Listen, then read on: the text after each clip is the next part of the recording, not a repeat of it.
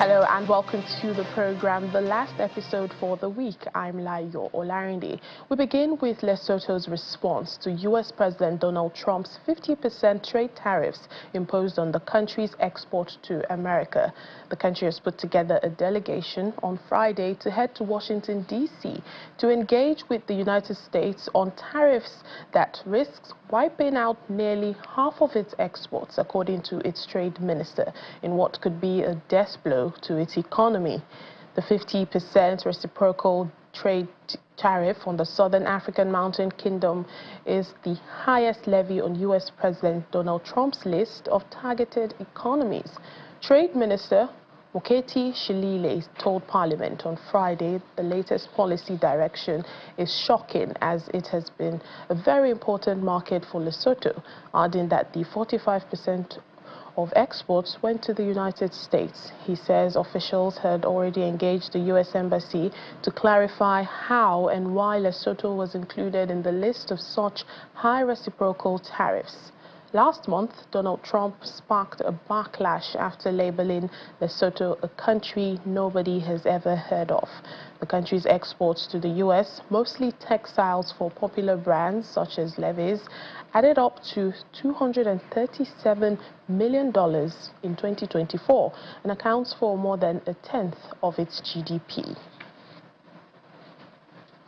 The United States says it is in talks to invest billions of dollars in mineral-rich Democratic Republic of Congo and to help end a conflict that's raging in the country's eastern region. U.S. President Donald Trump's senior advisor for Africa said this during a visit to the DRC. Senior advisor Masad Bulus, after meeting with DRC's President Felix Tshisekedi in Kinshasa, said Congo's proposal has been reviewed with an agreement reached on a path forward for its development. However, the details of any potential deal between both countries or DRC's proposal are not known. The Democratic Republic of Congo, which has vast reserves of cobalt, lithium and uranium, among other minerals, has been fighting Rwanda-backed M23 rebels who have seized swaths of its territory this year. The U.S. on Wednesday sent shockwaves across the world by announcing a 10% baseline tariff on all imports, and it said last month that it is open to exploring critical mineral partnerships with Congo after a Congolese senator contacted U.S. officials to pitch a minerals for security deal. In the meantime, the United Nations Special Representative of the Secretary General has expressed concern over Niger's decision to withdraw from the multinational joint task force that's been fighting armed Islamist groups in West Africa. Leonardo Santos Simao, who is also head of the UN Office for West Africa and the Sahel, told the Security Council that it is crucial to the region that the military coalition continues its operations. Mr. Simao adds that the MNJTF is currently the only security mechanism which is operational in the region.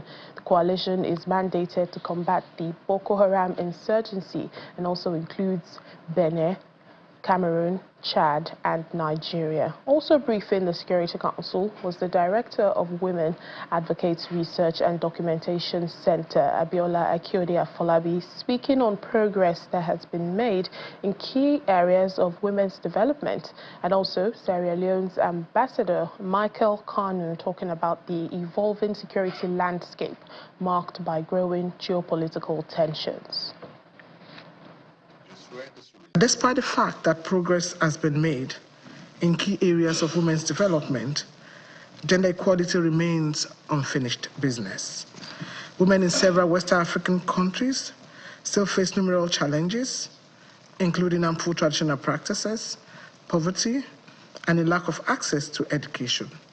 Many African traditional communities still conceive the duty of a woman to be primarily that of childbearing and rearing. The evolving security landscape has been marked by growing geopolitical tensions. In this context, the focus must remain on strengthening regional security mechanisms grounded in national ownership and based on cooperation among ECOWAS, the African Union, as well as neighboring countries and other sub-regional initiatives. The region's stability must reflect.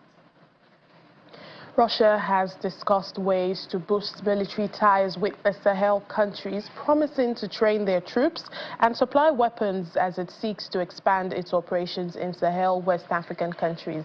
Foreign Minister Sergei Lavrov made this known on Thursday after the talks with his counterparts from Mali, Burkina Faso and Niger, saying that Moscow stands ready to help strengthen their military and security forces. Mali's Foreign Minister Abdoulaye Diop echoed Mr. Lavrov's comments, stating that his country views Ukraine as a terrorist state, adding that Russia and Mali have common views on fighting insecurity and terrorism. Mali's government cut diplomatic ties with Ukraine last year over allegations that Kyiv aided an attack by armed groups in northern Mali in July, in which dozens of Russian mercenaries and Malian soldiers were killed by militants and rebels. Uganda's President Yoweri Museveni arrived in the South Sudanese capital of Juba on Thursday for a visit amid tension in the oil-rich East African nation. Mr. Museveni was received at Juba's international airport by President Salva Kiir, after which both men held a private meeting before the Ugandan president returned home. Recent weeks have seen increased tension in South Sudan following Vice President Riek Machar's arrest in the capital towards the end of last month. Mr. Machar's political group has said that a 2018 agreement that's the basis for relative peace after a brutal civil war is effectively over, and this is raising fears of a return to warfare, even as government troops loyal to President Salva Kiir battle soldiers and armed militia that are loyal to Riek Machar. Museveni's visit also comes on the heels of the arrival of the African Union mediators, who are still in the capital, Juba, to assess the situation in the country. For neighboring Sudan, the UN says it is appalled by reports of widespread extrajudicial killings of civilians in the capital, Khartoum, following the recapture by the Sudanese armed forces in March. Saif Magango, spokesperson for the Office of the UN High Commissioner for Human Rights, said his office has reviewed multiple horrific videos posted online showing armed men executing civilians in cold blood. UN High Commissioner for Human Rights Volker Turk is calling on Sudan to promptly launch an investigation, an independent, transparent and effective investigation into these incidents in line with relevant international law. We are appalled by reports of widespread extrajudicial killings of civilians in Khartoum following its recapture by the Sudanese armed forces on 26 March. The UN Human Rights Office has reviewed multiple horrific videos posted on social media showing armed men executing civilians in cold blood and documented a disturbing rise in online hate speech and incitement to violence, with lists of individuals accused of collaborating with the RSF posted online. We have also received credible reports of numerous incidents of summary executions of civilians in several areas of Khartoum on apparent suspicions that they were collaborating with the Rapid Support Forces. We urge the commanders of the Sudanese armed forces to take immediate measures to put an end to arbitrary deprivation of life. UN High Commissioner for Human Rights Volker Turk calls on Sudan promptly to launch independent, transparent and effective investigations into these incidents in line with relevant international law. Authorities in Libya are accusing aid groups of plotting to change the country's ethnic makeup by encouraging African migrants to stay there, and has ordered these groups to close their offices. 10 groups have been singled out, including Doctors Without Borders, the UN Refugee Agency and Norwegian Refugee Council. Internal Security Authority spokesperson says the alleged plan to settle migrants of African origin in Libya represents a hostile act that aims to change the demographic composition of the country and threatens the balance of Libyan society. This echoes a similar announcement made by Tunisia 2 years ago, which was swiftly condemned as anti-black racism. The UK government says it is working with Mauritius to finalize a deal on the future of the Chagos Islands. Under the proposed agreement, Mauritius would gain sovereignty of the islands from the UK, but allow the US and UK to continue operating a military base on one of the islands for an initial period of 99 years at a cost to the British taxpayer. Earlier this year, Foreign Secretary David Lammy said the deal would not go ahead if the US president had objections. However, UK government sources have indicated they are not waiting for further sign-off from US President Donald Trump. In a statement, the Mauritian government reiterated Downing Street's comments, saying that both countries are currently working to finalize the deal. Nations of the world, including Nigeria, have committed to set aside 15% of resources and opportunities for people living with disabilities, who make up 15% of the population. This commitment, known as the Amman-Berlin Declaration, is the outcome of the 2025 Global Disability Summit in Berlin, Germany. Our correspondent, Kayode Okikiolu, reports. It is said that 1 in 6 of us suffers from significant disability. And the big question is, what is the 5 doing to ensure that that 1 is included? The third Global Disability Summit, GDS 2025, is co-organized by the governments of Jordan and Germany, alongside the International Disability Alliance. The summit brings together leaders to discuss the rights and well-being of people with disabilities worldwide. Chancellor Olaf Scholz calls for stronger support for people with disabilities, saying every country, rich or poor, must do more. It is in our economic interest, it is our democratic duty, and it is politically expedient. For the first time, agree on a specific funding target. 15% for the 15% is the message of the Amman-Berlin Declaration on Global Disability Inclusion. King Abdullah II of Jordan highlights the crisis in Gaza, saying it has the highest number of child amputees per capita.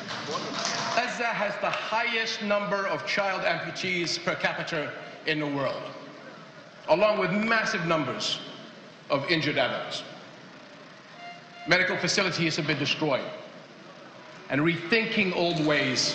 The guiding principle for issues of inclusion is expression. Nothing about us without us. But what does that 1 in 6 person living with disability want the other 5 to know? We are part of the society and we need to be taken into account.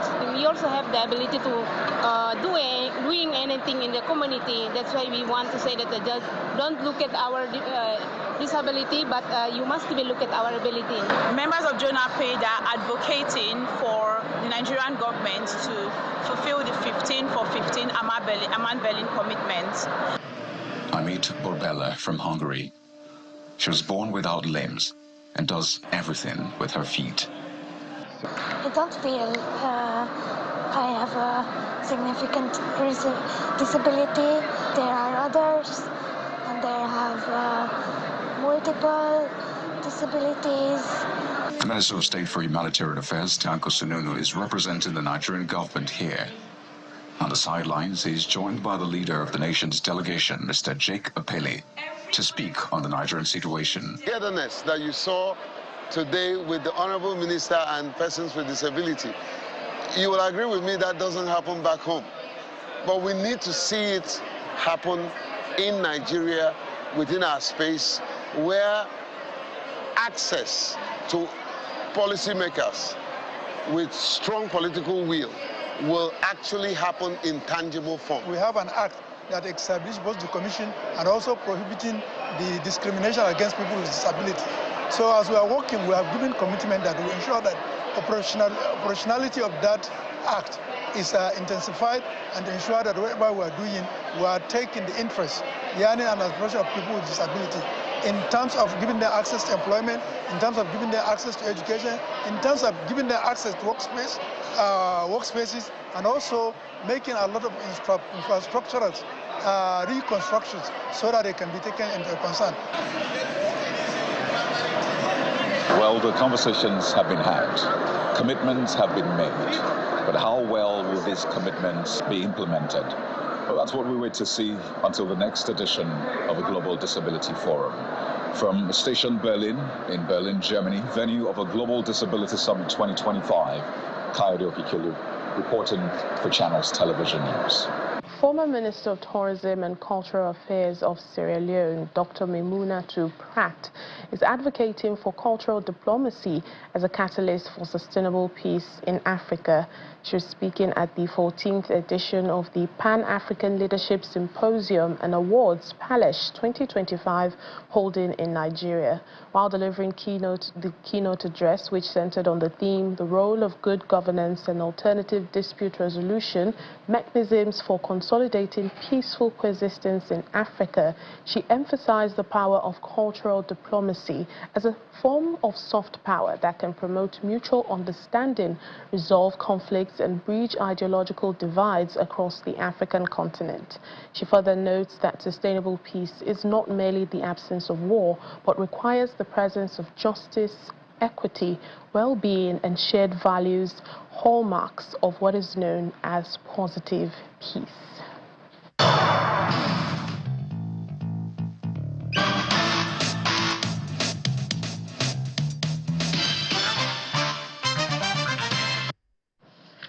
Welcome to our Africa Tech segment. As technology, especially artificial intelligence, continues to influence education, there's an ongoing conversation about balancing innovation with the human touch. While digital tools offer new ways to enhance learning, there's a growing need to ensure that technology empowers students rather than diminish their autonomy. This was the focus of a roundtable discussion on EdTech in Nigeria, where stakeholders explored how to leverage digital tools in a way that supports rather than replace human-centered learning experiences. We learned through SMS, this platform. There was this rule. It's a conversation on harmonizing human interaction and technology while bridging the digital divide for inclusive education.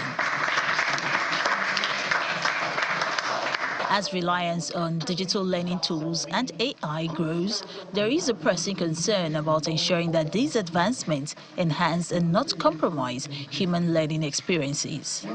But how can digital tools be leveraged in a way that supports rather than override human interaction in education?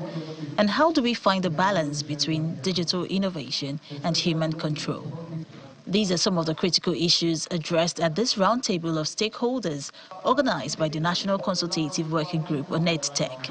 The discussion kicks off with an overview of the challenges and opportunities arising from the digitalization of education, with Lagos as a focal point.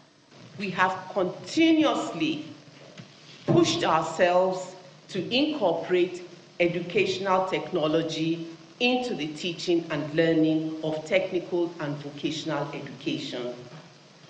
We have introduced interactive boards to improve learning experience.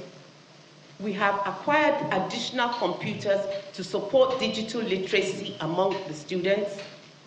All our students are now required, that is compulsory, to take ICT classes. All our teachers are receiving teaching training on using ICT to enhance content and utilize tools such as Google Classroom, Kahoot, Canva, etc.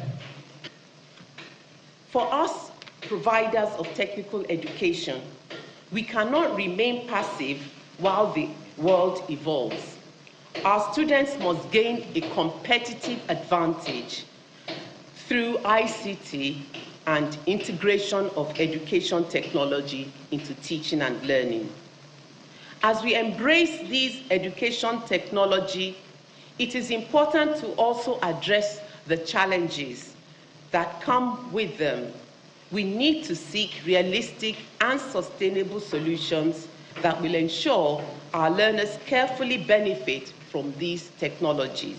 A panel session further explores the theme of the conference, with experts highlighting key concerns such as the digital divide, which limits access for millions of Nigerian students, especially in rural areas, the importance of maintaining human interaction at the heart of the educational experience, the need for a robust regulatory framework to support EdTech adoption, as well as the continuous training and capacity building required for teachers.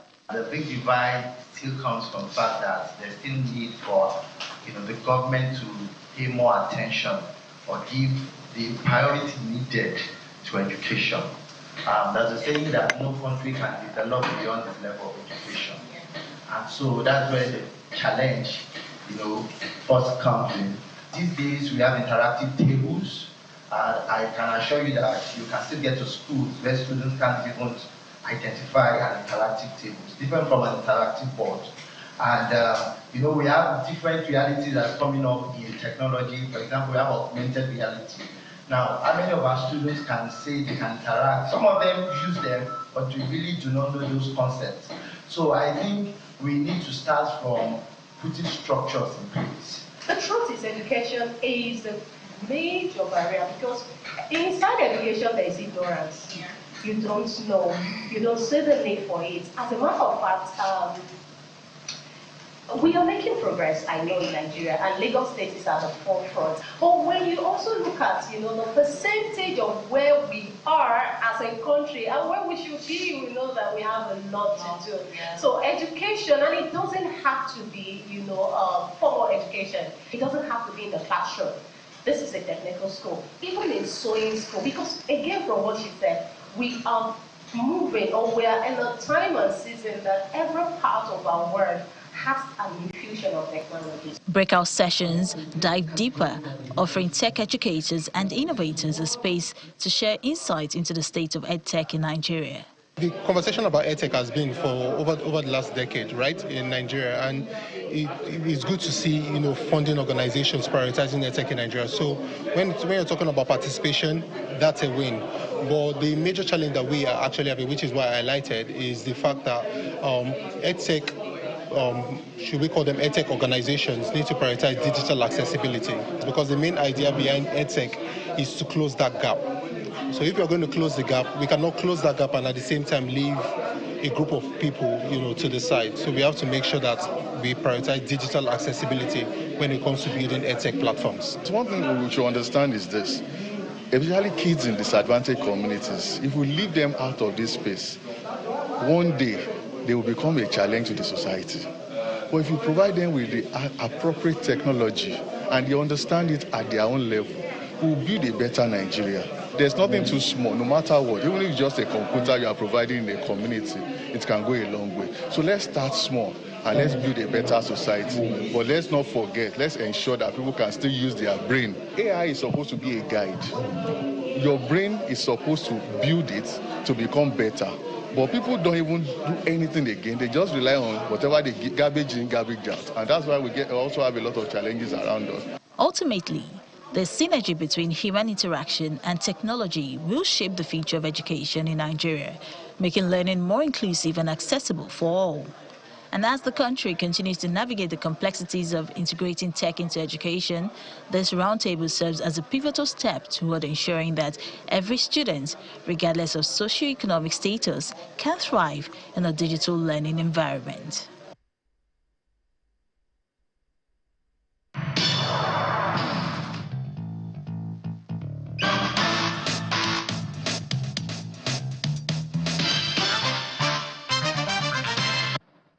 And that's it on the program for today and for the week. Thank you for watching. I'm Layo Olarinde. Have a lovely weekend.